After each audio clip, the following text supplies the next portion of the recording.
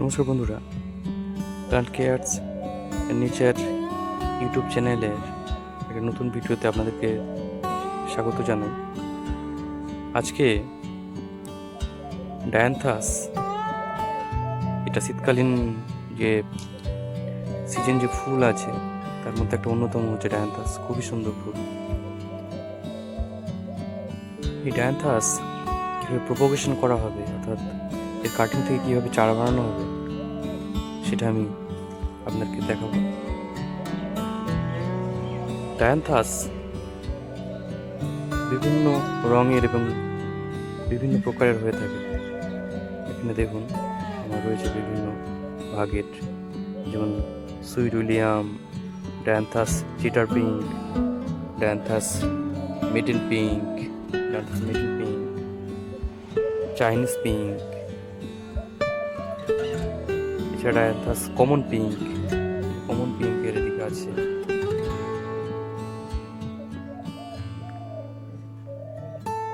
আর Dianthus cottage pink, এরকম অনেক রকম ভাগ আছে। এদিকে হোয়াইট আছে, ডায়ান্থাসের পুরো রেড কালার আছে। ডায়ান্থাস শীতকালীন ফুল এবং ডায়ান্থাসকে শীতকালে রৌদ্রের মধ্যে রাখতে হয়, প্যারানিয়াল টাইপ প্লান্ট এগুলো। আর ডায়ান্থাস বসানোর জন্যে এমনি প্লেন যে মাটি, তার সঙ্গে ভার্মি কম্পোস্ট অল্প পরিমাণে মিশিয়ে এটাকে পটিং করতে হয়। আর এই ড্রেনেজ সিস্টেম খুব ভালো রাখতে হয়। জল জমলে কিন্তু ডায়ান্থাস মারা যেতে পারে, এবং জল খুব অল্প পরিমাণে দিতে হবে। মাটি ড্রাই হবে, তারপরে জল প্রয়োগ করতে হবে। হচ্ছে ডায়ান্থাসের ঠিকঠাক নিয়ম। এবং ডায়ান্থাস কেবলমাত্র শীতকাল নয়, একে যদি রেখে দেওয়া যায় তাহলে সারা বছর কিন্তু যা থাকে, শুধু বর্ষা আর প্রচণ্ড গরম আর বর্ষার সময় একটু একে কেয়ার রাখতে হবে, সেটার ভিতর রাখতে হবে, তাহলে এটা কিন্তু ঠিক থাকে। যেমন এটা আমার আগের বছরে পিঙ্ক ডায়ান্থাস, এটা এখনও ঠিক আছে। এটা কমন পিঙ্ক। বন্ধুরা, দেখে নেওয়া যাক কীভাবে ডায়ান্থাসের কাটিং থেকে চারা বানানো হয়। প্রথমে একটু কাটিং করে নিতে হবে। কাটিংগুলো করে নেওয়া যাক। বন্ধুরা, ডায়ান্থাসের কাটিংগুলো রেডি করে নিলাম। এই জলে দেখুন, জলে ডুবিয়ে নিয়েছি। এটা ধুয়ে নিতে হবে। গোড়াটা, মাটিটা থাকতে পারে ভিতরে, এর গোড়াগুলোতে একটু, এই অংশগুলোতে একটু মাটি থাকতে পারে, তাই ভালো করে ধুয়ে নিতে হবে। ডায়ান্থাস প্রোপাগেশনে কাটিংয়ের ক্ষেত্রে বালি ইউজ করা যেতে পারে, সিন্ডার ইউজ করা যেতে পারে। ভুল বললাম, সিন্ডার নয়, কোকোপিট ইউজ করতে হবে। কোকোপিট এবং মাটির মিশ্রণ ইউজ করা যেতে পারে।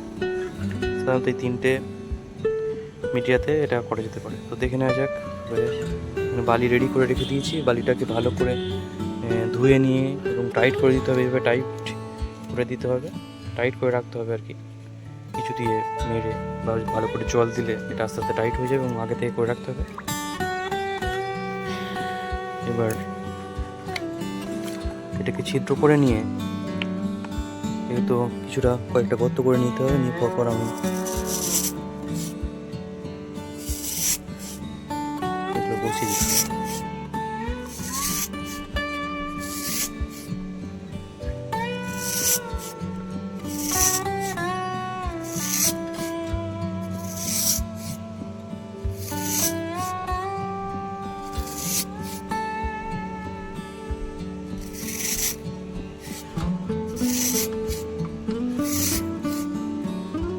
দেখা যাক কটা আছে, সেই অনুযায়ী দিতে হবে। রুট হরমোন দিয়ে, কাটিংয়ের রুট হরমোন দিয়ে এটা আমি বসাবো। দেখে নিন ধরে,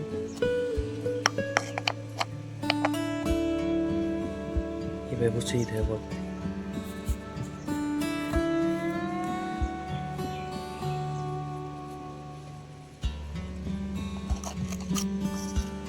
রুট হরমোন ছড়া অ্যালোভেরা জেল ইউজ করা যেতে পারে। আমি আগেই বলেছি ডালিয়ার প্রোপাগেশনের সময়, ডালিয়ার কাটিংয়ের চারা বানানোর ভিডিও আছে আমার।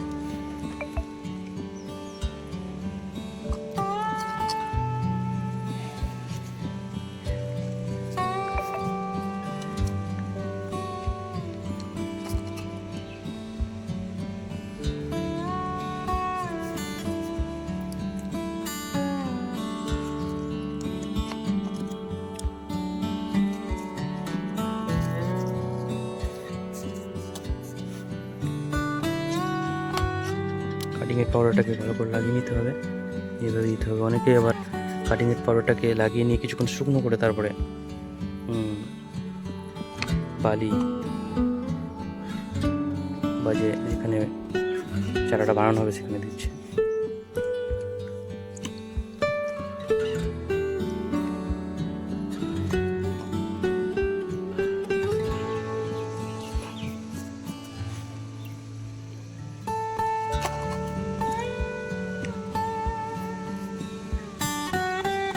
যতটা ভিতরে গর্তটা করা হয়েছে গাছটাকে পুরো ততটাই ভিতরে দিতে হবে, নাহলে ভিতরে গ্যাপ থাকলে কিন্তু রুট আসবে না ভালো। তো সেই অনুযায়ী সেই মাপ নিয়ে তবেই গর্তটা করতে হবে।